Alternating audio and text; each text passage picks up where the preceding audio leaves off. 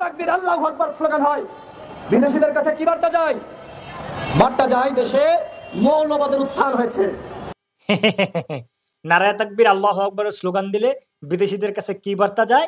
বার্তা যায় যে দেশে মৌলবাদের উত্থান ঘটেছে। মানে বার্তাগুলো দেয় কারা? কারা দেয়? রাশেদ ভাই, প্রথম কথা হলো আপনাকে বিকাশ নূরের নিতম্ব চারতেই ভালো মানায়, সুশীলগিরি দেখাতে নয়। দ্বিতীয় কথা হলো আপনি যে বললেন এই যে বিদেশিদের কাছে কি বার্তা যায়, আমার প্রশ্ন হলো এই বিদেশিরা আসলে কারা? ভিনদেশী প্রভু?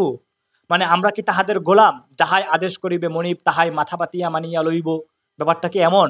তাকবীর আল্লাহু আকবার স্লোগান হয়, বিদেশিদের কাছে কি বার্তা যায়? বার্তা যায় দেশে মৌলবাদের উত্থান হয়েছে এবং হাসিনা যেটি প্রমাণ করতে চেয়েছিল সেটি কিন্তু প্রমাণ হয়ে গেছে। বৈষম্য বিরোধী ছাত্র আন্দোলনে 2000 ছাত্র জনতা এবং সাধারণ নাগরিককে হত্যা করেছে ছাত্রলীগ, যুবলীগ, পুলিশ লীগ তথা আওয়ামী লীগের ফেসিবাদী সমন্বিত শক্তি। তাও সেটা করেছে জয় বাংলা স্লোগান দিয়ে। এখন রাশেদ ভাই, আপনার কাছে আমার প্রশ্ন হলো, এই যে জয় বাংলা স্লোগান দিয়ে 2000 প্রাণ ঝরানো হলো, পরবর্তী সময়ে এসে এখন যদি কেউ জয় বাংলা স্লোগান নতুন করে বাংলাদেশে দেয়, তাহলে কি বিদেশি আব্বুদের কাছে এই মেসেজটা যাবে না যে ফেসিবাদ পুনরায় প্রতিষ্ঠিত হচ্ছে? তখন এই মেসেজটা যাবে না।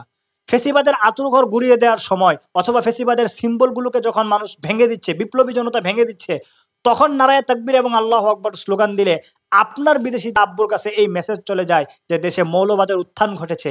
আমার প্রশ্ন হলো আপনার কাছে, এই মানে বার্তাগুলো দেয় কারা?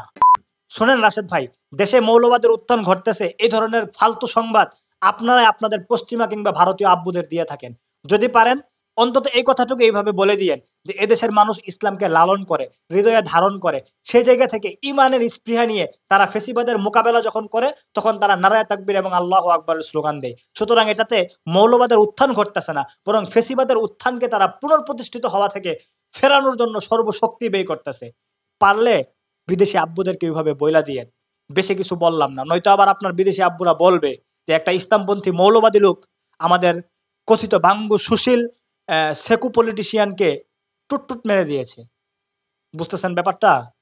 अदावत मुझसे क्यों इतनी, मैं तो कुरान का दाई हूँ, रसूलुल्लाह का वारिस, सहाबा का सिपाही हूँ। मुझे है कुफर से नफरत, मैं तो हक का फिदाई हूँ। जमाने के हर एक जालिम